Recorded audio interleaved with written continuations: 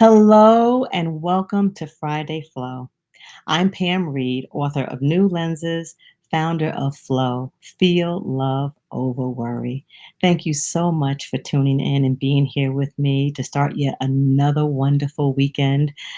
As always, I'm hoping that you hear something, see something, or experience something that not only pricks your heart, but helps you to acquire a new set of lenses so that you can see your world and the people in it differently. Today, there are roughly 30 million Americans receiving unemployment benefits. That just astounds me. And what astounds me further is the fact that in just 3 short months, right? Because everything relative to the pandemic in our country started in about February, right? So February, March, April, just in 3 short months, our country hit an unemployment rate that was more than 3 times what happened during the Great Recession. The Great Recession, GR, the Great Recession. During the Great Recession, which was a period of about 2 years, unemployment peaked to a rate of 10.4% in 2 years. Yet COVID-19, okay, the impetus for the economic downturn, in just 3 short months, the United States had an unemployment rate of 14.4%. 30 million people are getting unemployment benefits. That is huge. And in that population of people, right, there are so many scenarios, so many stories. You've got people who were already on unemployment, and as a result of COVID-19, their benefits have been extended. You have people who lost their jobs and are on unemployment. You have people who so their businesses, slowed down somewhat. So yes, they're receiving unemployment, but they fully believe that they'll be back to work sooner than later. All kinds of scenarios. You have people that are just waiting and hoping. And regardless of the scenario, there's this pervasive feeling there, right? It's all about worry and fear and concern, right? Because at some point, these benefits are going to stop. At some point, these benefits are just not going to continue. And so you have people who are just worried and wondering, well, what am I going to do? What am I going to do when my unemployment benefits run out? What am I going to do if my company reopens and doesn't hire me back? What if my company reopens and hires me back but can't pay me what they used to pay me? What? There's so many scenarios. And so this is Friday Flow. So I want to flow. I want to feel love over whatever it is we're talking about. And today I want to feel love over work, feel love over wages. You are looking at someone who, for my entire work life, right, whether it be in the United States Air Force, corporate America, for profit, nonprofit, I have been raised up and groomed in a world of 9 to 5 and paychecks, 9 to 5s and paychecks, right? That's what I know. You go to work and you do your job and your paycheck is there. You do what you're supposed to do and your paycheck is there. And so after a time, you pretty much take a lot of that for granted. And so it made me think about this population of people and what I had to go through and what I was dealing with. And I'm so hoping that as we feel love over work and wages, that you see something and you hear something that's going to make a difference for you. Okay. So you know what I was groomed in. And I'm going to use this analogy, and please bear with me, of a salad, right? So you know how sometimes when people start out with a salad, everything is layered, right? You've got your greens, whether, I don't know, romaine, spinach, whatever your greens are. Then you've got your tomatoes and your cucumbers. And if you like onions, you've got the onions and the crouton, whatever it is all layered. Well, nobody eats their salad like that, right? You got to kind of mix it up and you mix it up and you mix it up. And all the while that it's being mixed up, if the lettuce could talk, it'd be saying, well, wait a minute. Why are the cucumbers touching me? Why are the tomatoes touching me? What's going on? And all the while they don't realize that this whole mixing up and shaking up is for the best, right? Because now that everything is all mixed up, everything's blended and it tastes better. It's just better. Well, if I look at my life that way, right, and I've got, I've got my relationship with God, and I've got my job, and I've got my family, and I've got my community, and I've got whatever, I don't know, whatever successes I've experienced, with all that stuff, right? And it's all layered. And then God throws some things in there, right? He threw some grief in there, right? It was so painful, the loss of a loved one. Man, oh, and he decided to throw in releasing me from my job. Yeah, Pam, you know what? You're gonna repot yourself. You're gonna do something different, and you're gonna repot yourself someplace else. Yeah, and release you from your job. Oh, okay. What else? Oh, I know. Your daughter is going to have a baby. Oh, well, okay, so my baby's gonna have a baby. Okay, so we're gonna throw in there being a grandmother. All right. And then maybe we'll toss in some other things, some uncomfortable things, some misunderstandings, some all kinds of stuff. And we're gonna kind of shake it up, right? Just like we're gonna shake it all up, shake it up. And as God is mixing all this up and shaking things up, he's just looking at me like, what? Look at Pam. She has totally forgotten all the things that I have brought her through. She has totally forgotten all the things I've delivered her from. She has forgotten all the blessings and the favor. She's looking like, yeah, because I'm in there like, oh no, grief and hardship and pain and new job and new stuff, right? And then when all of it's shaken up and happened, then look, oh my goodness, oh my goodness. All of the gifts and the talents, all the things that he has given me and put into me, and all the experiences, everything that I have has is being used right now. I've done all of that for other people, right? In the military, for the commanders. I did it for, for profit, non-profit. I did it, right? But now I'm in this place where I'm doing it for others. Like the world, I'm doing it for God. That is so different. And the same is true for you. Imagine that God knew you before you were even formed. Now, understand this. And I've shared this with some of you who are listening. I got to share this again because this is a very sacred story kind of moment for me because it's so real for me. There's this moment in time, I don't know, whether it be 24 hours or a week or a month, maybe even 2 months, right? Before your mother knew that she was expecting you, before she even knew she was pregnant, because some women don't know for a couple months. Some people know right away. But even then, there's still that moment in time when she didn't know yet, but God knew. She didn't know yet, but God. So it was only you and God in the entire world, in the entire universe, in all of creation, only the two of you. And even before you got to that place, right? He's forming you. He's like, okay, so here's gonna be your hair color. Here's gonna be your eye color, your hair texture, your skin tone, your athletic ability. He put your gifts, your talents. He did all of that in advance. All of that in advance for you to use for his plan. He knew you then for his plan, and it's all about his plan. So I'm getting to the flow, the feeling love over the wages and the work. But you got to be able to identify and understand who you are to God. Okay, so he knew you beforehand. And here's the scripture that I've got to share with you. It is Jeremiah 1:5. And it says, before I formed you in the womb, I knew you.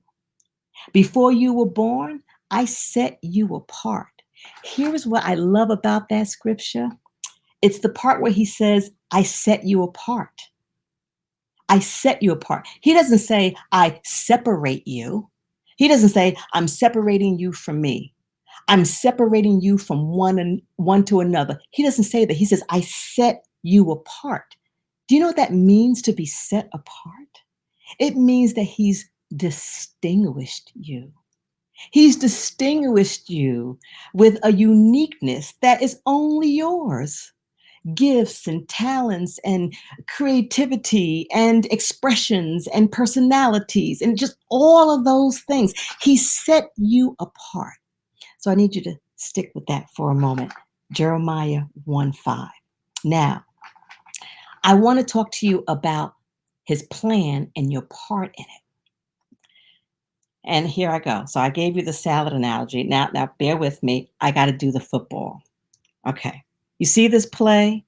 Okay. So you see that there are team members, right? The X's are team members and the O's are team members, right? So a coach shows the team members a play, right? And each of those team members are part of the play. They're part of the plan. You and I, we're part of God's plan. And guess what? This play and this plan, the plan for this coach is to win. And each of these players, they have a part to play, right? Preseason, they all practiced. Preseason, they all like enhance their skills to play their part, right? Do you think that after the coach shares the play and the plan and blows the whistle that they all run out and do something different? Do you think that they run out onto the field and forget? No, they got the play right here. They've got it here because the passion is here and they go out and they execute it. It's the same for us. God has given each and every one of us the skills and the abilities to do exactly what we need to do in his plan. So his plan, we're all part of God's plan. And so he's got this major plan and he says, okay, I need people with a servant's heart. Okay, so let me give Vicky some of that. And I need people who love beautiful things and to plant beauty and to, so I'm going to have Bonnie do this. And I need people who use kind words. So I'm going to have Michelle do this. I mean, each and every one has a part to play in his plan. And I'm hoping that this is really resonating with you because it's not just about the 30 million people who are currently receiving unemployment, right? If you're not in that population, but you're in a job that you are not enjoying, if you're in a job that you're not using your gifts and talents and you sit there and you wonder, there's got to be something more, got to be something better. So I've had two people say to me, they said, I've actually fared better financially being on unemployment. Now, that had everything to do with their salary level and where they were. But in that realization, in that period of time when they're doing better on unemployment, it opened some doors for them. It gave them an opportunity to think through some things, to maybe use some of that extra money for investment purposes or to do some of the things that are relative to the plan that God has for them and using the gifts and the talents. I've had people say to me, oh, do you believe it took a pandemic for God to get me out of that job that I just did not like anymore? It took a pandemic for me to finally do something different. It took a pandemic for me to finally give thought to opening this business or starting this new thing. So it's not just about those who are on unemployment. It's about you. It's about me. And I am sharing with you as an example of just that. He shook things up for me in such a way. And then when all was said and done, I mean, it feels like I've just been on a sabbatical with him. And it has been amazing. He made it very clear, Pam, you are to tell people about me. You are to use your gifts and talents not for an employer. You're to use your gifts and talents for me. And by using them for me, he says, you impact the lives of others and you bring people closer to me. And that is how he does it. And that is how he works. So not only do we have the Jeremiah 1:5, but I got to give you this one. Jeremiah 29:11. For I know the plans I have for you, declares the Lord, right? Plans to prosper you, not to hurt you, plans to give you hope and a future. And I love this whole scripture, but the part that resonates for today for me is not to harm you. He has plans to prosper you and not to harm you. So the things that we go through, when I went through grief, when I went through the changes, when I went through all the things that I had to go through, they weren't meant to harm me. They were meant to grow me and develop me and to bring me to where I am today. Could it be that if you are in a situation where you are worried about what's going to happen when unemployment benefits run out, if you are even someone who knows that when this pandemic is behind us, you're going to be back in the job that you don't enjoy, that you don't find fulfilling, if you are the person who has been thinking about using your gifts and your talents in a way that could make a significant difference in the lives of others and in the world, but you've been fearful because is that going to generate wages for me? Is that going to be? I invite you to use flow, to feel love over work and wages by inviting God into that situation. Flow into it. Invite God into it. Use Jeremiah 1:5 and understand that you're set apart from everyone else. Yes, there are millions of singers, but not everyone has your voice. There are people who do the same things, but they don't do them like you. There are lots of consultants, and there are lots of consultants, and lots of coaches, and lots of coaches. But you know what? I get to consult the way that I consult, and I get to coach the way that I coach. So I am hoping that you use this as an opportunity, whatever situation that you're in, and know that every single thing that you need is already within you. And it's your belief and the degree of the faith that you have around that belief that's going to be the impetus and the power behind it all.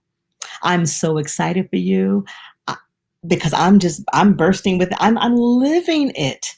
I mean, I just, when I say just, June 29th, I submitted my manuscript for my third book. As you know, 2 Fridays ago, I shared with you the meeting that I had with my sister and the grace that was given and the love that was shared and expressed. What else? Oh, my oldest daughter decided that she wanted to rededicate her life to the Lord. What else? I mean, it's just, and I'm sitting here with you every Friday, and you show up, if not just for 15 minutes to kick off our weekend together, and to feel love, the energy and the vibration that we generate together cannot help but create an amazing ripple. And so, as always, I'm hoping that if you heard anything that could benefit someone else, I'm hoping that you'll share it with them. I want to see, oh, well, wonderful. That's so beautiful. I'm so glad that you've enjoyed this message. Yes, there are millions of singers, but not everyone has the same voice. That is so, so true. Thank you, Jason. So nice to see you. Oh, wonderful. Yes, God works in so many ways. Yes, we are all part of his plan. So please, please share this with someone who you know who is feeling some worry around wages, feeling worry around work. And if you can encourage them in some way in knowing that they have an opportunity, that they were given here it goes again, where's that plan? I mean, it's the thing that God, right? Here it is. We're all part of it. And God's plan is for us to become who He wants us to be in the plan. People who love, people who create, and people who share His love and are example of it. And the last thing I will share with you before I tell you how much I love you is that I'm going for it. I am going to have an intensive. I'm going to have a 7-day flow intensive. And so, for a group of people, we are going to be just together um, in a very private way. And we are going to flow in ways that you wouldn't imagine. The details of that are forthcoming. God is just giving me everything that I need. And I'm so looking forward to sharing that with you. And so just continue to keep each other up in prayer. I hope that you have a great and wonderful weekend. And I look forward to seeing you next Friday right here at Friday Flow. Goodbye, everyone. I love you.